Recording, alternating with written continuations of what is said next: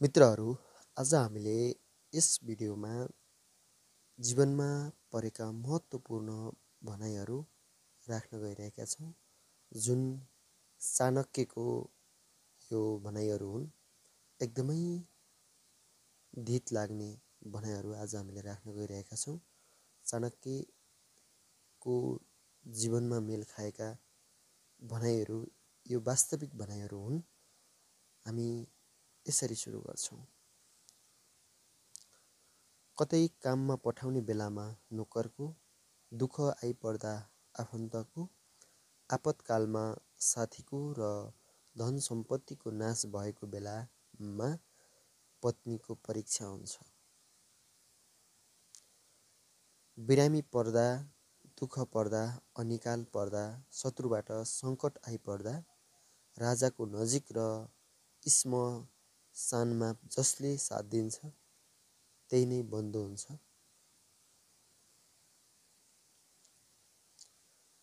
निश्चिततालाई छोडेर अनिश्चितका पछाडि दौडने व्यक्तिको निश्चितताको पनि नाश हुन्छ। अनिश्चित त नष्ट नै छ। बुद्धिमान मानिसले कुरूप भए तापनि उत्तम कुलकी कन्यासित बिहा गर्नुपर्छ। नीच कुलकी कन्या यदि राम्री नै भए तापनि उसित बिहा गर्नु हुँदैन, किनभने विवाह सम्मान कुलमै गर्नुपर्छ। विषबाट पनि अमृत, अशुद्ध पदार्थबाट पनि सुन, नीचबाट पनि उत्तम विद्या र दृष्टकुलबाट पनि स्त्री रत्न लिनु योग्य हुन्छ। पुरुषको भन्दा स्त्रीको अनुहार दुगुना, लाज चौगुना, साहस 6 गुना र काम अथवा वासना 8 गुना हुन्छ। पुरुषको भन्दा स्त्रीको अनुहार दुगुना, लाज 4 गुना, साहस 6 गुना र काम 8 गुना हुन्छ।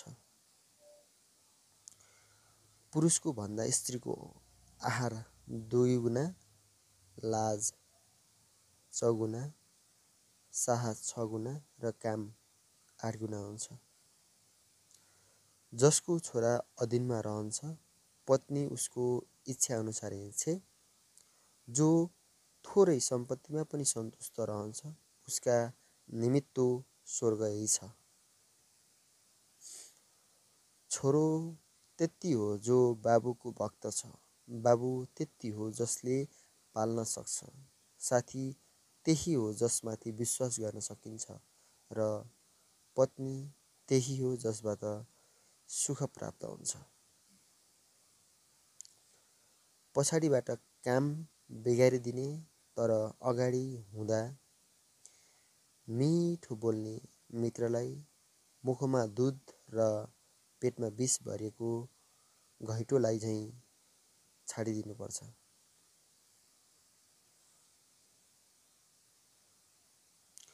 कुमित्र माथि त कुनै प्रकारले विश्वास गर्नु हुँदैन, नै सुमित्र असल साथी माथि पनि विश्वास गर्नु हुँदैन।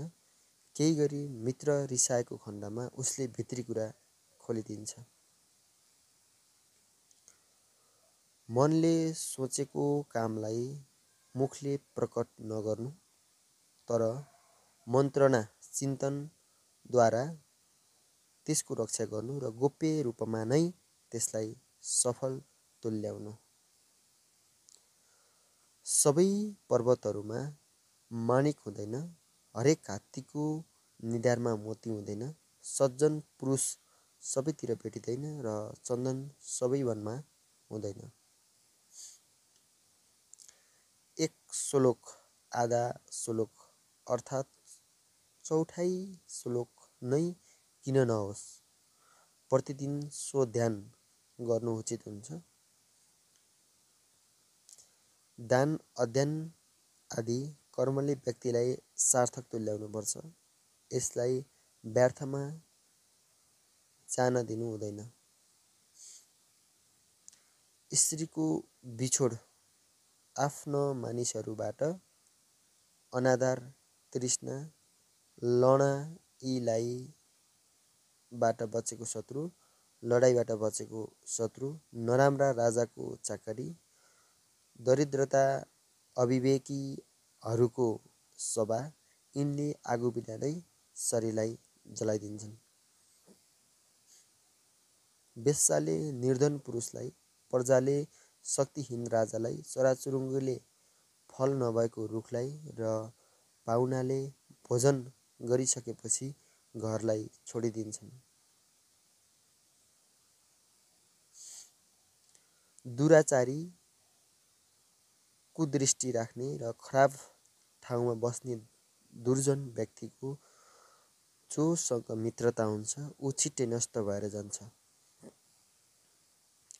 आफू सम्मान माया प्रीति सुहाउँछ, सेवा राजाको सुहाउँछ, व्यवहारमा कन्जुसाइ र दपक्क बलेकी दिव्य स्त्री घरमा सुहाउँछ। छोरी श्रेष्ठ कुल भएकीलाई दिनुपर्छ, छोरालाई विद्यामा लगाउनुपर्छ, शत्रुलाई दुःख पुर्याइदिनु पर्छ र मित्रलाई धर्मको उपदेश दिनुपर्छ। दुर्जन र सर्पमै ठिक छ, कारण सर्पले कालाएपछि मात्र टोक्छ, तर दुर्जन त पाइला पाइलामा दुःख दिने हुन्छ।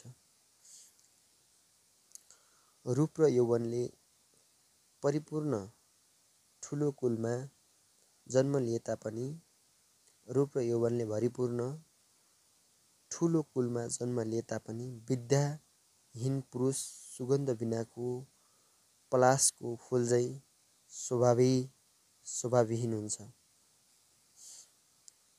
कोइलीश्वरले नारी प्रतिव्रताले, कुरूप विद्वाले र तपस्वी क्षमाले सुन्दर देखिन्छन्। अति सुन्दरताका कारण सीता हरिण, अति घमण्डले गर्दा रावण मारियो, अति दान दिनाले बलिले बाधिनु पर्यो, त्यसैले सबै ठाउँमा अतिलाई छोडिदिनु पर्छ। सार्थक व्यक्तिका लागि कुन काम कठिन हुन्छ र व्यवसाय गर्नका लागि कुन ठाउँ टाढा हुन्छ र विद्वानका लागि विदेश कुन हो र मिठो वचन बोल्नेका लागि पराई को छ र। त्यस्ता असङ्ख्य छोराहरूबाट के लाभ जसले शोक सन्ताप मात्र उत्पन्न गराउँछन्, बरु कुललाई सहारा दिने त्यही एक छोरोले नै श्रेष्ठ छ जसमा कुलले आधार पाउँछ। जहाँ मूर्ख पुजिँदैन, जहाँ अन्न सञ्चित रहन्छ र त्यहाँ पति पत्नी बीच झैँ झगडा हुँदैन, त्यस ठाउँमा लक्ष्मी आफै आई बास गर्छिन्। निश्चय नै आयु, धर्म, धन, विद्या र मरण यी 5 कुरा गर्भमा रहँदा नै लेखिएका हुन्छन्। निश्चय नै आयु, कर्म, धन, विद्या र मरण यी 5 कुरा गर्भमा रहँदा नै लेखिएका हुन्छन्। जबसम्म शरीर निरोगी रहन्छ र मृत्यु टाढा हुन्छ, त्यति बेलासम्म नै आफ्नो हित र पुण्य कार्य गरिहाल्नुपर्छ। प्राणात भएपछि कसले के गर्न सक्छ। विद्यामा कामधेनु बराबर गुण छ, किनभने यसले असमयमै फल दिन्छ। परदेशमा आमाले चाहिँ रक्षा गर्छ, त्यसैले विद्यालाई गुप्त धन ठान्नुपर्छ। धेर कालसम्म बाँच्ने मूर्ख छोराभन्दा जन्मने बित्तिकै मरेर जाने चाहिँ राम्रो हुन्छ, किनभने मरेर जाने एकछिनको लागि दुःखको कारण बन्छ, तर मूर्खले बाँच्नुन्जेल जलाइरहन्छ। धेरै कालसम्म बाँच्ने मूर्ख छोराभन्दा जन्मने बित्तिकै मरेर जाने चाहिँ राम्रो हुन्छ, किनभने मरेर जाने एकछिनको लागि दुःखको कारण बन्छ, तर मूर्खले बाँचुन्जेल जलाइरहन्छ। नराम्रो गाउँको बास, नीच कुलको सेवा, खराब भोजन, कलह गर्ने स्त्री, मूर्ख छोरा, विधवा छोरी, यी 6 चिज जसले आगो बिना शरीरलाई जलाउँछन्। सांसारिक तापले जलेका मानिसका लागि शान्ति हेतु 3वटा कुरा छन्: आज्ञाकारी छोरा, पतिव्रत पत्नी र सज्जनहरूको सङ्गति। पत्नी त्यही हो जो पवित्र तथा चतुर छे। पत्नी त्यही हो जो पवित्र तथा चतुर छे। पतिव्रता छे, जसमाथि पतिको प्रेम छ, उसले सत्य कुरा गर्छे। अभ्यास बिनाको शास्त्र, अपच भएको भोजन र दरिद्रका निमित्त सभा विष जस्तै हुन्छ। बुढोको लागि तरुणी स्त्री विषतुल्य हुन्छ। बुढोको लागि तरुणी स्त्री विषतुल्य हुन्छ। दया र हित धर्मलाई छोडिदिनुपर्छ। विद्याहीन गुरुलाई त्याग्नु उचित हुन्छ। सधैँ क्रोधित रहने पत्नीलाई छुट्याइदिनु र स्नेह शून्य सम्बन्धलाई त्यागिदिनु उचित हुन्छ। महारानी गुरुकी पत्नी, मित्रकी पत्नी, पत्नीकी आमा र आफ्नी आमा, यी 5 प्रकारका आमा हुन्छन्। महारानी, गुरुकी पत्नी, मित्रकी पत्नी, पत्नीकी आमा र आफ्नी आमा, यी 5 प्रकारका आमा हुन्छन्। एउटै गर्भबाट एउटै नक्षत्रमा जन्मेका मानिसको स्वभाव पनि त्यसरी नै समान हुँदैन। एउटै गर्भबाट एउटै नक्षत्रमा जन्मेका मानिसको स्वभाव पनि त्यसरी नै समान हुँदैन, जसरी बयरका फल र त्यसका काँडा समान हुँदैनन्। अधिकार पाएकाहरू निष्पृह निर्लोभी हुँदैनन्, अर्थात् अधिकार पाएका निष्पृह हुन कठिन छ। अर्थात् अधिकार पाएका निष्पृह हुन कठिन छ। श्रृङ्गारको प्रेमी कहिल्यै अकाम हुँदैन, अर्थात् ऊ अवश्य कामुक हुन्छ। जुन व्यक्ति चलाक छैन, ऊ प्रियवादी हुन सक्दैन, र स्पष्ट कुरा गर्ने व्यक्ति छली हुँदैन। आलस्यबाट विद्या नष्ट भएर जान्छ। अर्काको हातमा परेको धन निरर्थक भएर जान्छ। बिउको कमीले खेत नष्ट भएर जान्छ र सेनापति नहुनाले सेनाहरू मारिन्छन्।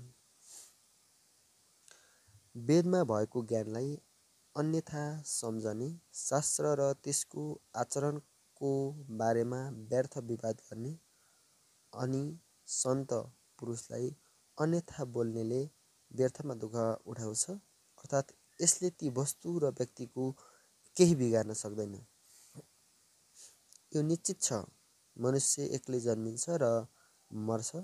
आफ्नो शुभ अशुभ कर्मको फल पनि आफैले भोग्छ। एक्लो नै नर्कमा खस्छ र एक्लैले परम गति प्राप्त गर्दछ। परदेशमा विद्या, घरमा पत्नी, रोगमा औषधि र मृत्युमा धन साथी हुन्छन्। परदेशमा विद्या, घरमा पत्नी, रोगमा औषधि र मृत्युमा धन साथी हुन्छन्। समुद्रमा वर्षा व्यर्थ हो। भोजनले तृप्त भएका लागि भोजन निरर्थक हो। धनीलाई दान दिनु र दिउँसो दियो बाल्नु व्यर्थ हो। समुद्रमा वर्षा व्यर्थ हो। भोजनले तृप्त भएका लागि भोजन निरर्थक हो। धनीलाई दान दिनु र दिउँसो बत्ती अथवा दियो बाल्नु व्यर्थ हो। लोभीलाई धन दिएर, अहङ्कारीलाई हात जोडेर, मूर्खलाई उसले चाहे जस्तो व्यवहार गरेर, अनि बुद्धिमानलाई इमान्दारताले बसमा पार्नुपर्छ। सिंहबाट एउटा, बकुल्लोबाट एउटा, कुखुराबाट 4वटा कुराहरू सिक्नुपर्छ। त्यस्तै कागबाट 5 कुराहरू, बाघबाट 5, कुकुरबाट 6 र गधाबाट 3 कुरा सिक्नुपर्छ। यी कुराहरू यसरी प्रस्तुत गर्न सकिन्छ। सिंहबाट एउटा, बकुल्लोबाट एउटा, कुखुराबाट 4वटा, कागबाट 5, कुकुरबाट 6 र गधाबाट 3।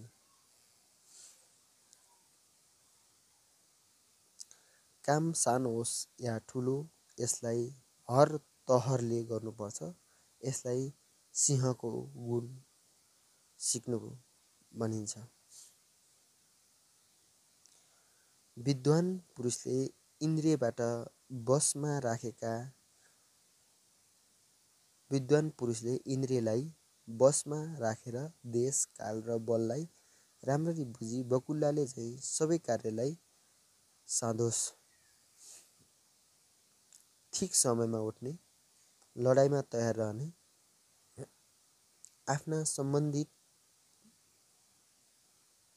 आफ्ना सम्बन्धीलाई उनीहरूको भाग दिने र आफू चाहिँ आक्रमण गरी खाने, यी 4 कुरा चाहिँ कुखुराबाट सिक्नुपर्छ। लुकेर मैथुन गर्ने, सजग रहने, बेला बेलामा सङ्ग्रह गरिरहने र कसैमाथि विश्वास नगर्ने, यी 5 कुरा कागबाट सिक्दा ठिक हुन्छ। धेरै खान सक्ने शक्ति भए तापनि अलिकति मै सन्तुष्टि हुने, मस्त निद्रामा हुँदा पनि तुरुन्त उठिहाल्ने, आफ्नो मालिकप्रतिको भक्ति र सुरोपना, यी 6 कुरा कुकुरबाट सिक्नुपर्छ। असाध्यै थाके तापनि भारी बोक्दै जाने, जाडो र गर्मीमाथि ध्यान नदिने, सधैँ सन्तुष्ट रहेर हिँड्ने, यी 3 कुरा गधाबाट सिक्नुपर्छ। जसले यी 20वटा कुरालाई धारणा गर्छ, ऊ सधैँ सबै अस्वस्थमा र सबै काममा विजय हुन्छ। मित्रहरू, तपाईहरूलाई आजको भिडियो कस्तो लाग्यो? तपाईलाई सबैभन्दा मन परेको वाक्य अथवा भनाइ कुन लाग्यो? कमेन्ट गर्नुहोला। र यस्तै तपाईलाई आवश्यक परेको र जान्न खोजेको केही कुरा छन् भने कमेन्ट बक्समा कमेन्ट गरिदिनु होला। हामी तपाईँको कमेन्ट अनुसार भिडियो बनाउनेछौँ। हाम्रो स्वास्थ्य अलि खराब भएको कारणले उत्कृष्ट वाचन गर्न सकेनौँ। त्यसको लागि क्षमा प्रार्थी छौँ। तपाईँको पल शुभ रहोस्। हाम्रो च्यानललाई सब्सक्राइब, सेयर र लाइक गरिदिनको लागि नभुल्नुहोला। कुन जिल्लाबाट हेर्दै हुनुहुन्छ कमेन्ट गर्न नभुल्नुहोला।